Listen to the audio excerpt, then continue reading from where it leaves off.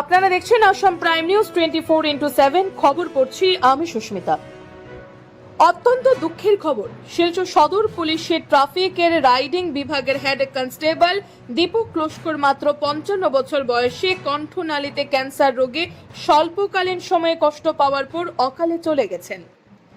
হাফলংয়ের ব্যবসায়ী স্বর্গীয় দীনেশ চন্দ্র লস্করের মধ্যম পুত্র ছিলেন দীপক লস্করের জন্ম হাফলংয়ে হলেও পরবর্তীতে কাটিগড়ার কাতিরাইলে বড় হলেও শেষ দিকে উনি শিলচরের নতুন পট্টিতেই থাকতেন।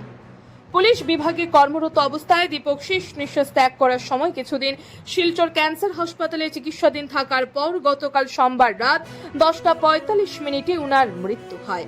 মৃত্যুকালে স্ত্রী মৌ লস্কর, দুই কন্যা স্নেহা ও দেবাঞ্জলি লস্কর, পুলিশ বিভাগে কর্মরত তথা সঙ্গীত শিল্পী দাদা দেবাশিস লস্কর ও ছোট ভাই দেবব্রত লস্কর, বড় দিদি জ্যোতিকা দাস, ছোট বোন লিপিকা দাস সহ অসংখ্য গুণমুগ্ধদের রেখে গেছেন। Bureau report, Assam prime news 24x7।